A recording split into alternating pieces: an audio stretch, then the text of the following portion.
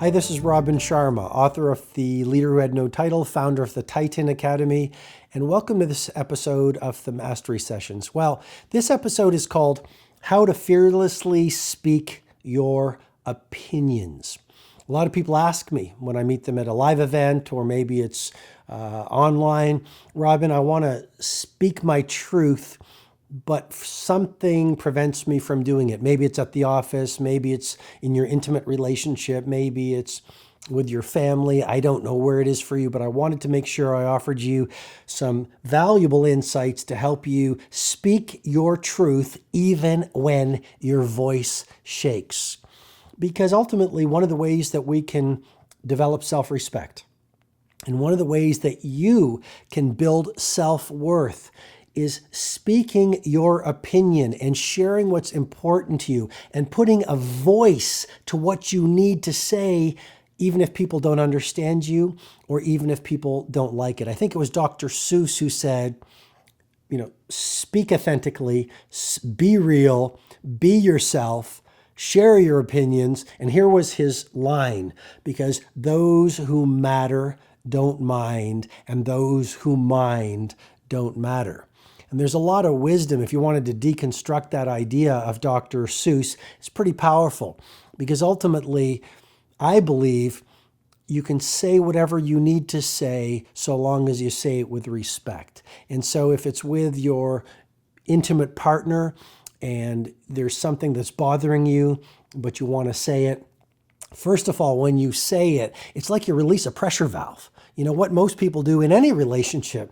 They swallow what they need to say, even though it's incredibly important to them. And here's what that does in your professional relationships and in your personal relationships. Every time you swallow something you know you needed to say so that you're clear, it builds up.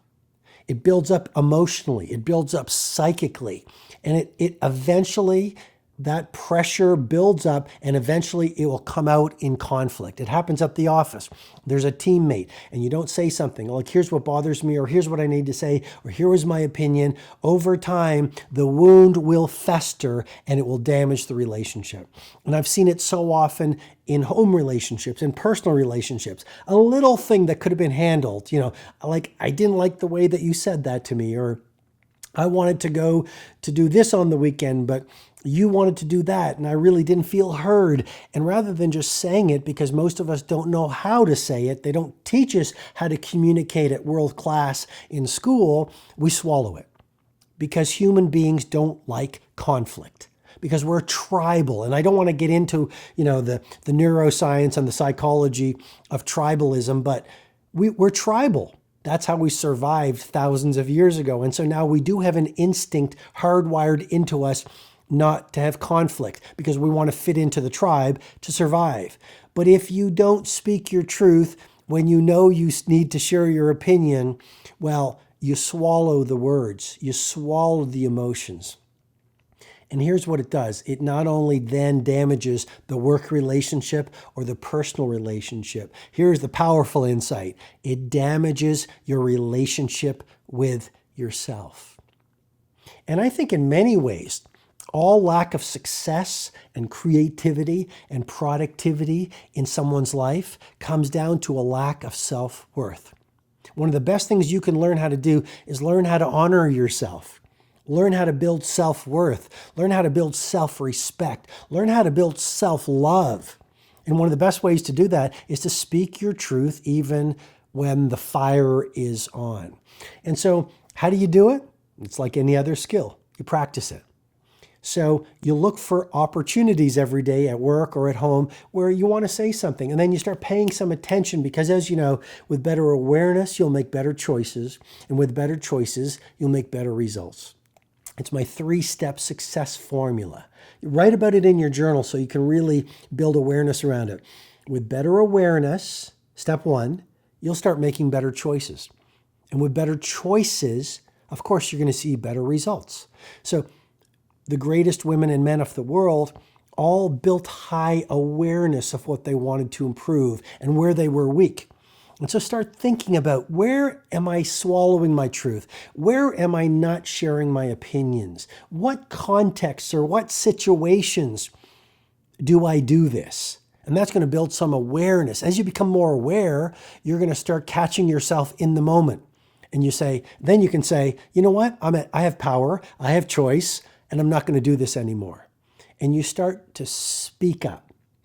And there's a brain tattoo that has been so helpful to me in my own life and with the work I do with members of the Fortune 500 and sports superstars and people who come to my live events like Personal Mastery Academy and the 4-day flagship event I do, the Titan Summit, which has become one of the highest level events in the world for empire builders. But when I work with these heroes of business and these leaders of humanity, here's one of the things I remind them. You can say whatever you want so long as you say it with respect. Don't swallow your words.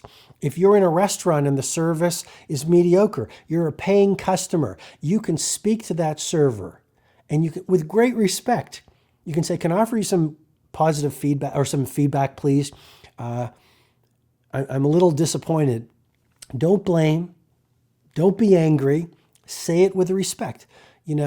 I was hoping to have this kind of a meal, and I found that this is what happened here, and I'd be ever so grateful if you could just find some kind of a solution for me so I leave happy, because I want to leave you a great tip as well. Would that be okay? That's an example of how you could deal with a situation in a restaurant if you weren't happy. What do most people do? They swallow it. They just never go back to the restaurant, or they go online and tell 50 people, or the wound festers, and all through the meal they're upset, and then maybe they have a fight with their family. That's true, right? That's what most people do, versus having the bravery and the self-respect to stand for yourself. You're paying for the meal, the dinner, whatever it is, or you're at a hotel if the service wasn't good. And if you feel it's important to say something about it, then speak to someone at the front desk. Often they'll say, how was your stay? And say, well, I'd love to share my experience with you. And you don't have to go on for an hour. You can just go, here's what happened here, and here's what I experienced here, and here's what I would love to have happened, and I'd love to hear what your solution would be. And if you say it with that level of respect and no emotional charge, and you're not blaming, and you're not angry, and you're just being a respectful human being who is also self-loving, you're going to create some magic. In my life, I have experienced 9 times out of 10, the person says, oh, I'm so sorry, and here's what we'd love to do for you, and we weren't aware of this, et cetera, et cetera, et cetera. So you can do this at work. And let me just, hopefully to be very helpful for you, because I shoot these episodes for you, to serve you, to inspire you, to give you some real tactical information to be a better leader, to be a better performer, to be a super productive, and to build a gorgeous life you'll be proud of at the end. So maybe in your personal life, if you are having, let's say one of your children, or let's say someone in your family is sort of rubbing you the wrong way, usually at the dinner table, or maybe it's at a family gathering, you don't say anything. Why don't you say this? Hey, so-and-so, can I have a few minutes to chat with you?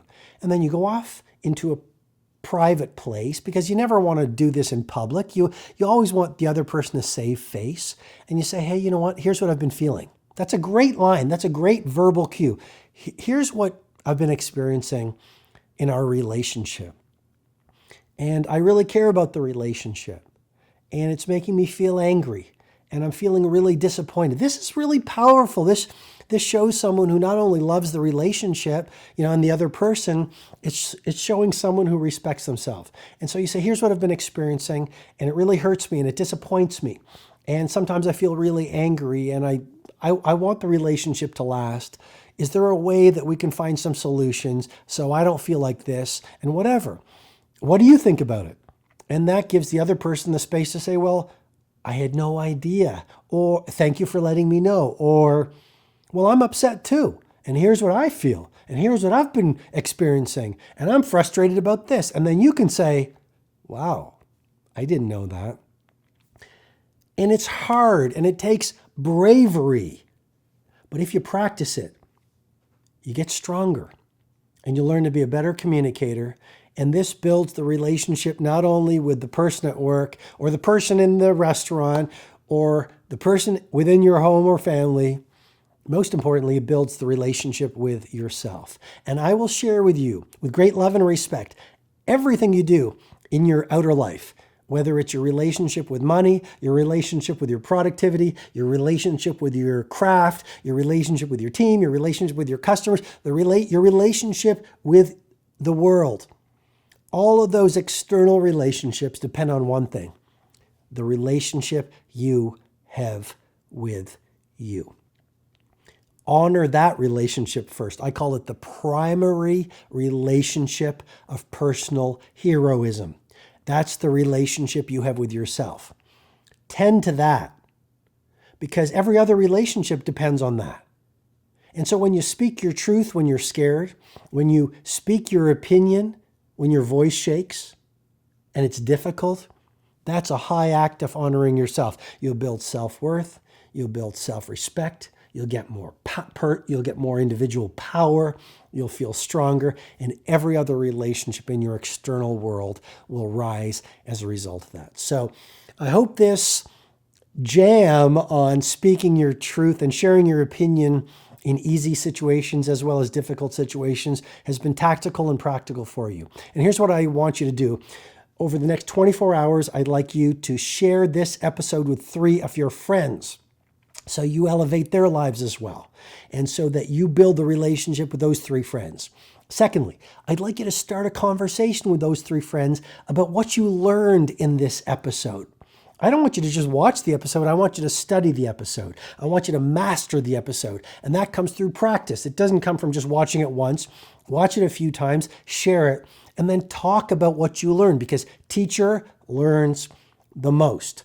And like I say, if you're interested in my live events or learning about Robin Sharma Nation, which is my world-class online coaching program that so many people from around the world are getting tremendous benefits from, just go over to robinsharma.com, robinsharma.com or robinsharmanation.com if you want me to be your coach online, and you'll get all the information, and I'd love to help you if that feels right to you. Okay, thanks for being with me in this episode, and I'll look forward to seeing you next time. Hi, this is Robin Sharma. I hope you received great value from this mastery session. If you'd like to receive potent training videos, blog posts, learning tools, and information on my 2 live events, Personal Mastery Academy and my flagship 4-day experience, the Titan Summit, go ahead and visit robinsharma.com.